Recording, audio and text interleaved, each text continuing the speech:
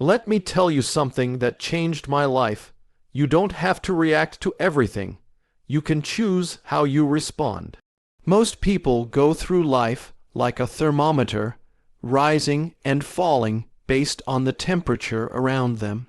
But you can be like a thermostat, setting the tone instead of absorbing it. Reacting is impulsive, responding is intentional. It's a simple phrase, yet it carries a powerful truth that can transform your relationships, your career, and your peace of mind. When we react, we surrender to the moment. We allow our emotions, especially the raw, unprocessed ones, to take the wheel. A reaction is immediate. It's driven by survival instincts, by pride, by anger, by fear. There's no filter, no pause, no reflection. Something happens, someone says something that offends us, a plan fails, traffic slows us down, and we snap. That snap might be a sharp word, a sarcastic reply, a rash decision, or an action we later regret. Reactions often feel justified in the moment, but they rarely lead to good outcomes. More often, they escalate tension, deepen misunderstandings, and cause regret. On the other hand, responding is the product of thought. It's the result of awareness and emotional control. To respond means to take a breath, maybe even just a second or two, and ask, what's really going on here? What's the best way to handle this? It's not about suppressing your emotions, but about understanding them. You can feel angry, but you don't have to let anger speak for you. You can feel frustrated, but you don't have to let frustration decide your next move. Responding is the art of inserting wisdom between stimulus and action. It's not always easy, especially in moments of stress or confrontation, but it's what sets strong, grounded individuals apart from those who are ruled by impulse. Intentionality is the essence of growth. When you choose to respond, you are choosing your path instead of being dragged along by circumstances. It shows that you are not just reacting to life like a leaf blowing in the wind, but rather steering your course with purpose and clarity. This is how trust is built in leadership, in friendships, in families. People trust those who remain composed under pressure, who don't explode when challenged, who don't crumble when things don't go as planned. Responding builds your reputation as someone who thinks before they act, who considers consequences, and who brings stability instead of chaos. In everyday life, the opportunities to practice this are endless. The coworker who criticizes you unfairly, the friend who lets you down, the family member who misunderstands you. Each of these moments gives you a choice. Will you react or will you respond? Will you speak from hurt or from strength? Will you escalate the fire or cool it with perspective? Reacting makes you predictable, easy to manipulate, and quick to regret. Responding makes you powerful, grounded, and in control. The real test of character is not how you act when things are going your way, but how you behave when the pressure is on. Reacting is emotional reflex. Responding is emotional intelligence. The more intentional you become with your responses, the more empowered, respected, and effective you will be, not just in what you do, but in who you become. You can choose to be the thermostat, not the thermometer. This idea is more than just a clever metaphor. It's a mindset that can change the way you navigate every room you enter, every conversation you have, and every challenge you face. A thermometer simply reflects the temperature around it. If it's hot, the thermometer rises. If it's cold, it drops. It has no control over its readings. It only reacts to whatever is happening in the environment. Most people live like that. They allow their mood, their energy, and even their decisions to be dictated by the conditions around them, by other people's behavior, by external circumstances, by the news, by stress, by disappointment. If someone speaks harshly to them, they speak harshly back. If something goes wrong, they spiral emotionally. They are constantly adjusting themselves to match the emotional climate instead of taking control of it. But a thermostat works differently. A thermostat sets the temperature. It influences the atmosphere rather than being influenced by it. It holds a steady internal standard and affects the environment around it over time. That's what personal leadership looks like. It's when you walk into a tense room and bring calm.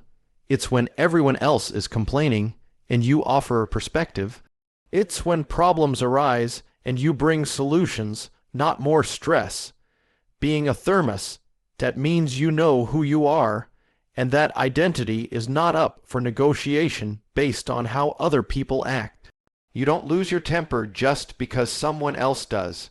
You don't lower your standards just because others do.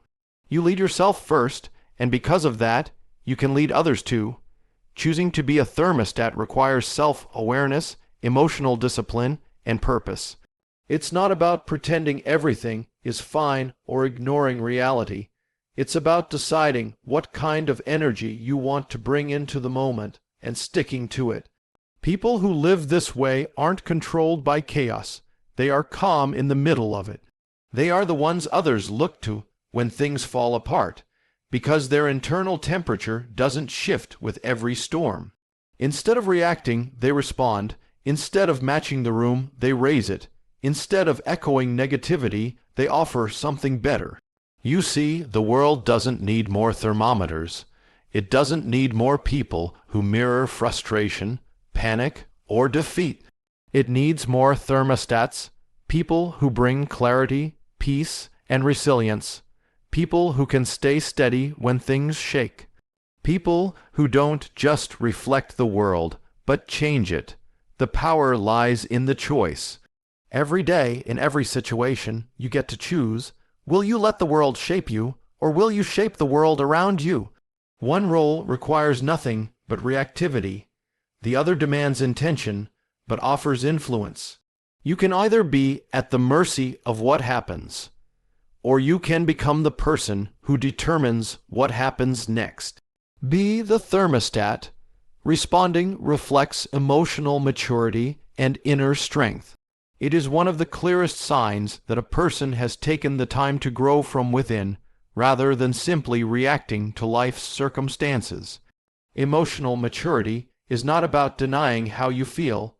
It's about understanding your emotions deeply enough that you don't let them control you. It means you've developed the self-awareness to recognize what you're feeling in the moment and the self-control to decide what to do with it. When someone insults you, you don't have to retaliate. When life disappoints you, you don't have to fall apart. When things go wrong, you don't have to blame others or act out in frustration. Responding means you've built enough inner strength to choose your reaction, rather than letting the moment dictate your behavior. A person who responds instead of reacts has trained themselves to pause, to take a breath before speaking, to reflect before acting. That pause is powerful. It's a moment of clarity that separates regret from wisdom. Most people react because they are led by emotion. But emotions are temporary. They pass. What stays is the damage caused by reacting too quickly or too harshly. A response, on the other hand, carries thought. It asks, what is the right thing to do here? Or what would someone strong and composed do in this moment? That kind of thinking doesn't come naturally. It's developed over time. It's the result of practicing patience, of learning from mistakes, and of intentionally choosing growth over impulse. Inner strength doesn't mean you don't feel anger, sadness, or fear. It means you don't let those emotions decide who you are or how you treat others. It's having the ability to sit with discomfort without becoming destructive. It's being able to stay calm when someone else is losing control. That's true strength, not volume, not force, not domination, but calm, measured, grounded presence. A person with inner strength doesn't need to prove themselves in every argument. They don't need to win every debate. They win by mastering themselves, The real advantage of responding over reacting is that it builds trust, both with yourself and with others. People know they can count on you. You're not unpredictable or volatile. You're steady. You think before you speak. You consider others, and most importantly, you live in a way that aligns with your values, not just your feelings in the moment. That consistency becomes a foundation for better relationships, better leadership, and better decision making. In a world that constantly pulls at your attention and your emotions, the ability to respond calmly, wisely, and intentionally is a rare and valuable strength. It shows you've done the work. It shows you're not a slave to impulse. It shows you lead yourself first. That is emotional maturity, that is inner strength, and that is the mark of someone who is growing into their highest self. Emotions are powerful tools if you control them. They have the potential to drive extraordinary action, fuel deep connection, and inspire great creativity. But when left unchecked, those same emotions can destroy relationships, cloud judgment, and lead to choices we later regret. The key difference lies in control, not suppression, not denial, but mastery. Emotions in themselves are not the problem. In fact, they are signals, messengers, warning lights. Anger can point to injustice. Sadness can reveal something important you've lost. Fear can warn you of danger. Joy can signal alignment. These signals are important. But when you let the signal take over the system, when the emotion becomes the master instead of the tool, you lose the ability to respond wisely. Control doesn't mean you never feel strong emotions.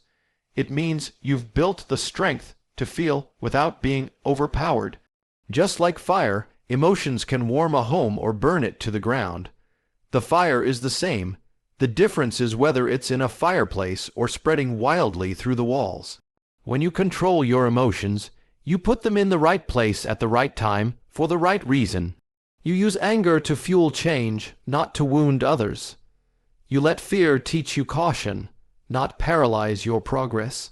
You allow joy to lift others with you, not distract you from discipline.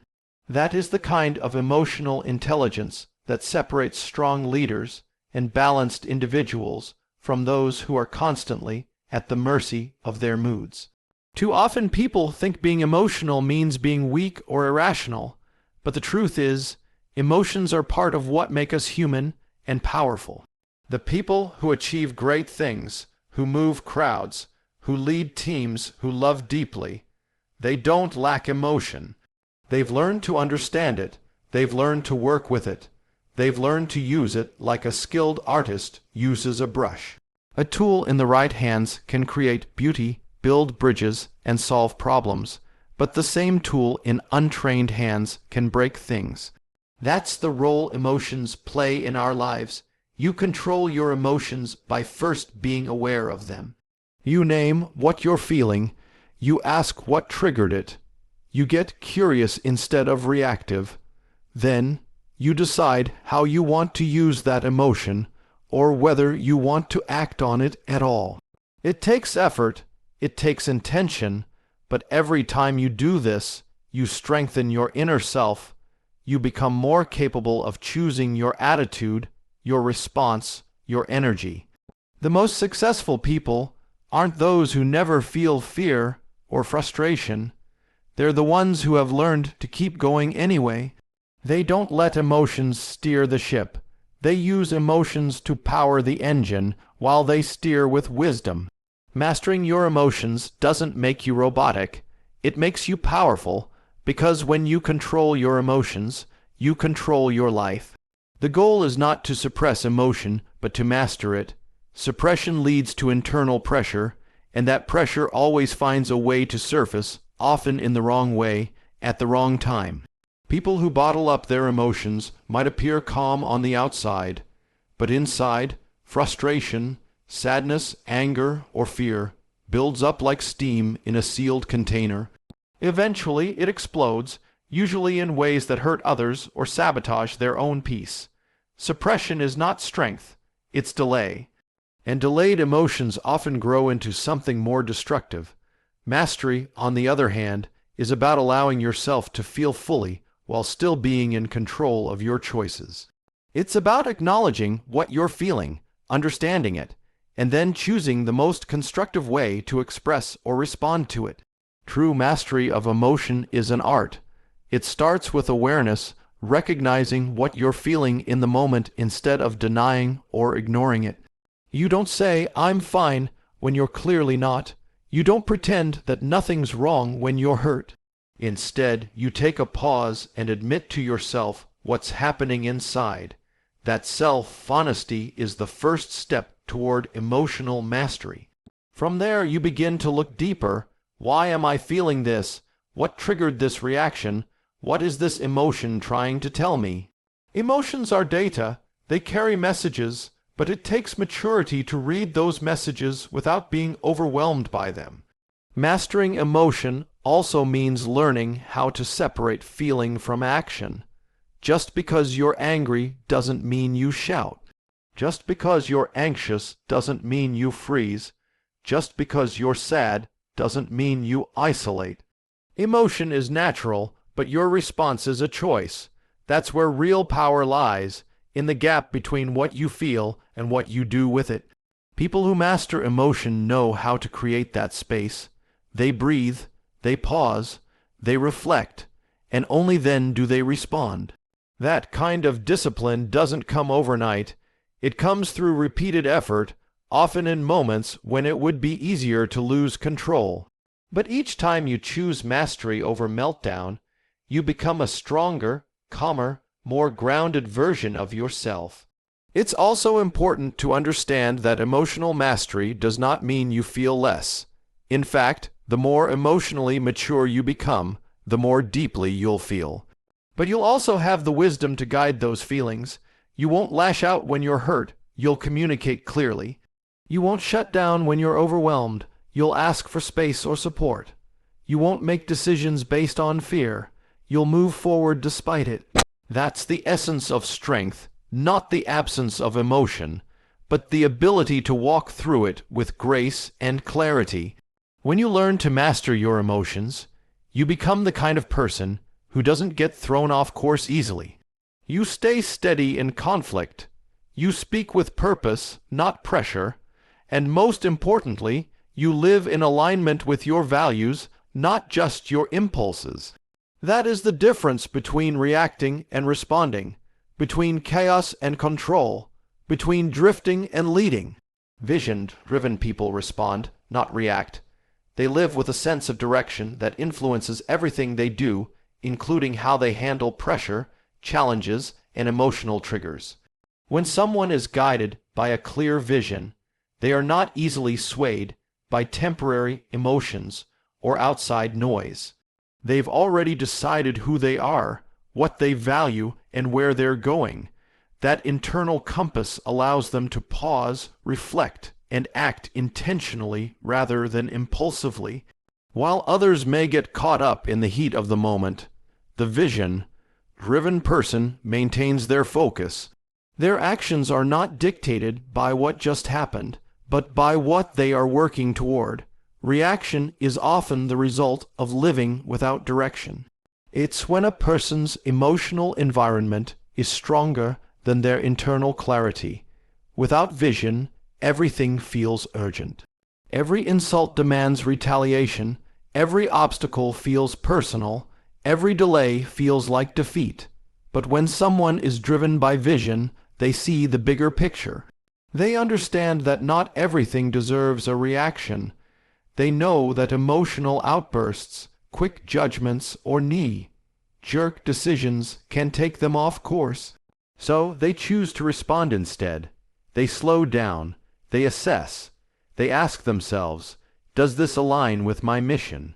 Will this move me forward or hold me back?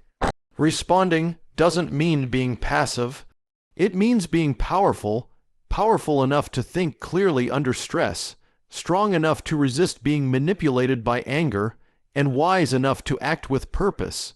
The vision-driven person understands that every action is either an investment in their future or a distraction from it. That mindset gives them discipline. They speak with intention. They make decisions based not on emotion, but on values and goals. They can disagree without becoming disrespectful. They can feel fear but still move forward.